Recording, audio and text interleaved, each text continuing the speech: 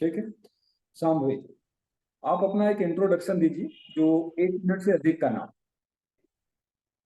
जी sir. Sir मैंने अपनी schooling 10th और 12th अपने होम टाउन गोरखपुर से की है। उसके बाद मैंने BA-LLB किया है यूनिवर्सिटी ऑफ इलाहाबाद से, जो कि मैंने 2019 में कंप्लीट किया है। और उसके बाद मैंने LLM किया है, 2022 में वो कंप्लीट हुआ। अच्छा, तो ये आपका पहला इंटरव्यू है? नहीं सर, दूसरा है। अभी मैंने यूपी का दिया था, यूपी जुडिशरी का। यूपी जुडिशरी का आपने इंटरव्यू दिया था, ठीक है। जी आ, सर। शांभवी जी बताएंगे कि आपका कौन सा सब्जेक्ट है जो आपके लिए इंटरेस्टेड है, इसमें आपको अच्छा लगता है पढ़ना? सर वैसे तो मैंने तीनों ही मेजर लॉज पढ़े हैं अच्छे से, पर सर एविडेंस लॉ सर मुझे अच्छा लगता है, सर अच्छा, इंटरेस्टिंग लॉ लगता है। लॉ ऑफ एविडेंस आपको अच्छा लगता है, ठीक है। तो जी सर। मेरा पहला क्वेश्चन यही है कि एविडेंस क्या होता है, आप हमको ये बताएं। सर एविडेंस जो लॉ है वो सेक्शन 3 में, एविडेंस जो है वो सेक्शन 3 में डिफाइंड है। वो बोलता है कि एविडेंस कैन बी ओरल और डॉक्यूमेंट्री। ओरल एविडेंस ये वो होता है जो कि कोर्ट अलाउ करता है ओरल फॉर्म में विटनेसेस के एग्जामिनेशन के थ्रू प्रेजेंट करने के लिए। और डॉक्यूमेंट्री एविडेंस मतलब होता है वो ऐसे डॉक्यूमेंट्स जो कि कोर्ट में एज अ एविडेंस प्रोड्यूस कर सकते हैं, ये या तो कोर्ट उसको एविडेंस इंस्पेक्शन के लिए अलाउ करता है। ये तो एविडेंस एक्ट बताता जी है कि सर। एविडेंस क्या है। आप क्या समझते हैं कि एविडेंस क्या है? हम्म। जी सर। सर एविडेंस ऐसे मटेरियल फैक्ट्स को कह सकते हैं जो एक ऐसा किसी भी दूसरे फैक्ट के वो एग्जिस्ट करता है या नहीं एग्जिस्ट करता है, ऐसा वो प्रूव करता है। तो वो एविडेंस का है, ठीक है। जी सर। एविडेंस में एक शब्द आपने क्या है, एविडेंस लॉ, तो लॉ क्या है वो आप हमें बता दीजिए। सर वही एविडेंस, जो इंडियन एविडेंस एक्ट है जो 1872 का, वही मतलब उसी को मैं कहना चाह रही थी।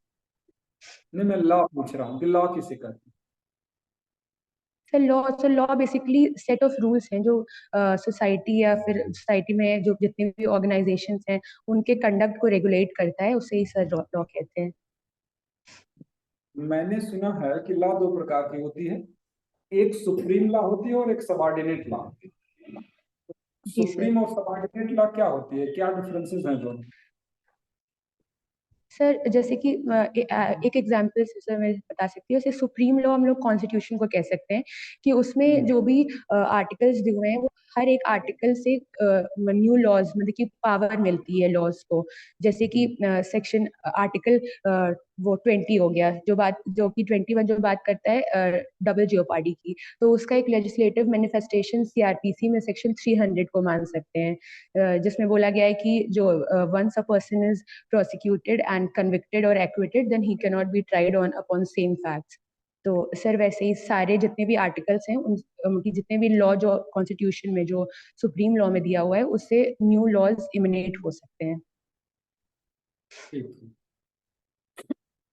हैंड राइटिंग को कैसे प्रूव करें? सर हैंड राइटिंग को प्रूव कर सकते हैं तो सेक्शन 47 में एक्सपर्ट को बुला के, वो एक्सपर्ट वो लोग हो सकते हैं जिन्होंने उस दूसरे पर्सन की हैंड राइटिंग को उसको लिखते हुए देखा हो, या तो ऑर्डिनरी बिजनेस ट्रांजैक्शंस में डॉक्यूमेंट्स का एक्सचेंज किया हो, और कोर्ट भी उसको एग्जामिन कर सकता है हैंड राइटिंग को अंडर सेक्शन 73। ऐसे सर हैंड राइटिंग को प्रूव कर सकते हैं। तो सेक्शन 47 में जो हैंड राइटिंग को प्रूव किया जाता है उसके लिए एक्सपर्ट बुलाया जाता है, ये बात सेक्शन 47 में बताई गई है। सर एक्सपर्ट सर जरूरी नहीं है कि उसके पास स्पेशलाइज स्टडी हो। अगर कोई भी ऐसा पर्सन जिसने नॉर्मल ट्रांजैक्शन में उस पर दूसरे पर्सन की जिसकी हैंडराइटिंग प्रूव करनी है, उसे देखा हुआ हो उसकी हैंडराइटिंग को उसको लिखते हुए, या तो उससे बिजनेस ट्रांजैक्शंस में डॉक्यूमेंट्स एक्सचेंज किए हो, तो उसे भी बुलाया जा सकता है 47 में हैंडराइटिंग प्रूव करने के लिए। ठीक है। क्या एक स्टूडेंट भी एक्सपर्ट हो सकता है? सर एक्सपर्ट, जैसे मैंने बताया कि कोई स्पेशलाइज स्टडी जरूरत नहीं है। अगर कोई थ्रू हिज एक्सपीरियंस, या तो जैसे कि सर जैसे कि जौहरी का एग्जांपल है, उसने कोई स्पेशलाइज स्टडी नहीं की है किसी ज्वेलरी को परखने के लिए, पर थ्रू हिज एक्सपीरियंस उसे एक्सपीरियंस है कि वो एक्सपर्ट ओपिनियन देने के काबिल है। तो वैसे ही स्टूडेंट भी सर, अगर उसे किसी ऐसे मामले में एक्सपर्टीज हासिल है तो वो दे सकता है। ठीक है, तो मतलब है कि एविडेंस स्टूडेंट भी एक्सपर्ट हो सकता है। किसी केस में ये बात कही भी गई थी, वो केस आप बताएंगे क्या? Sir sorry sir, I am not able to recall the case name right now. मैं ये जानना चाहता हूँ कि ये कोई केस आपने कभी पढ़ा है कि नहीं, वो केस का नाम न भी याद है, पढ़ा है कि नहीं आपने? सर जहाँ तक मुझे याद आ रहा है, शायद मैंने पढ़ा है, पर अभी सर मैं रिकॉल नहीं कर पा रही हूँ। ठीक है, कोई बात नहीं। अच्छा, आप बताएं, कॉग्निजेंस, किसी ऑफेंस का कॉग्निजेंस जो लेती है कोर्ट, कौन सी कोर्ट है कॉग्निजेंस लेने में कॉम्पिटेंट? सीआरपीसी का सर सेक्शन 190 उसके बारे में बात करता है कि कॉग्निजेंस सर एक मेट्रोपॉलिटन मजिस्ट्रेट या जुडिशियल मजिस्ट्रेट फर्स्ट क्लास, या तो अगर हाई कोर्ट ने स्पेशल एम्पावर किया है जुडिशियल मजिस्ट्रेट सेकंड क्लास को, तो वो भी कॉग्निजेंस ले सकता है। किसने एम्पावर किया है? सर सीजेएम ने एम्पावर किया है, अगर चीफ जुडिशियल मजिस्ट्रेट ने अगर एम्पावर किया पिछली बार तो आपने हाई कोर्ट बोला था। है। हाँ सर, हाँ सर, वो मैंने मुझसे चूक हो गई सर, मैंने हाई कोर्ट बोल दिया था। ठीक है, आप हमको बताइए curative petition. Sir curative petition जो है वो आर्टिकल 142 में दिया हुआ है। सर एक सेकंड मैं म्यूट करना चाहूंगी, सर एक सेकंड।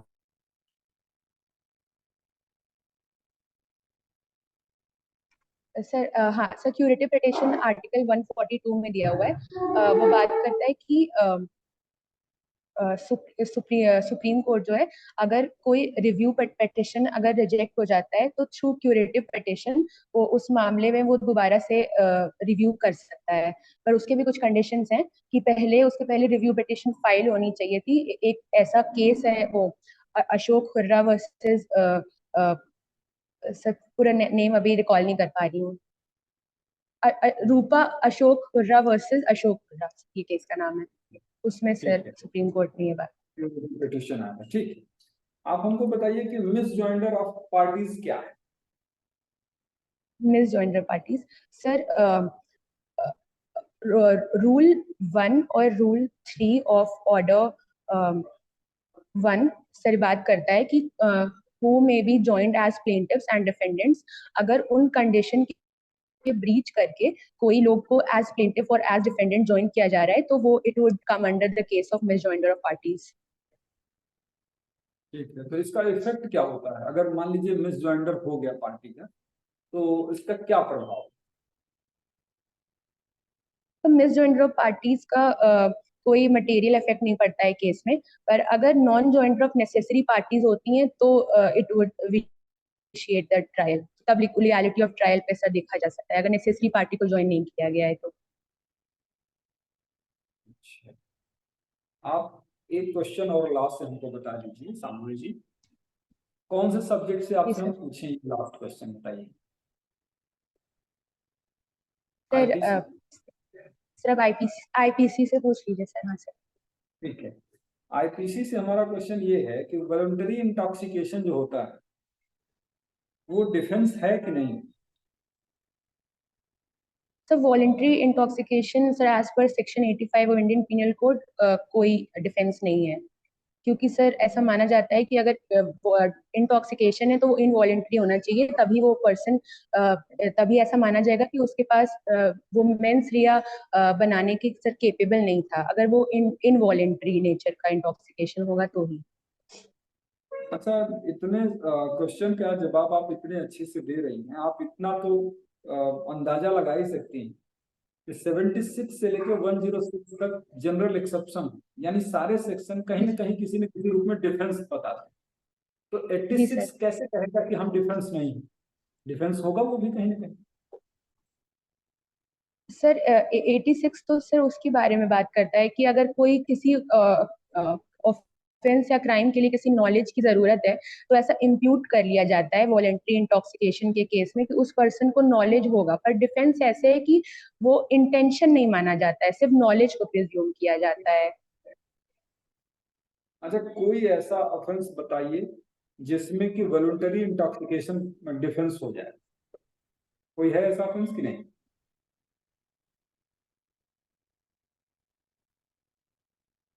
सर मैं अभी रिकॉल नहीं कर पा रही हूँ सर, सॉरी। ठीक है, कोई बात नहीं।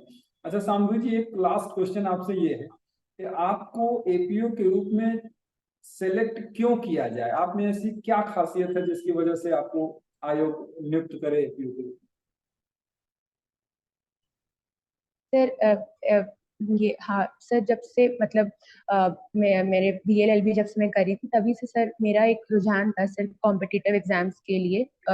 और सर मेरे घर का मुझे एनवायरनमेंट भी ऐसा मिला है कि सारे लोग सर मेरे घर में गवर्नमेंट सर्विसेज में, तो मेरी भी ये इच्छा है कि इफ गिवन अपॉर्चुनिटी मैं भी गवर्नमेंट के सेवा में सर आ सकूं। और उसके अलावा जो लोग भी मैं अगर as a APO sir assistant prosecution officer sir, मैं अपने स्तर पे ये कोशिश करूंगी कि जो भी लोग जिन्हें जस्टिस टाइमली नहीं मिल पा रहा है सर, मैं कोशिश करूंगी कि उन लोगों को वो जस्टिस मिले। ठीक, all the best. Thank you sir.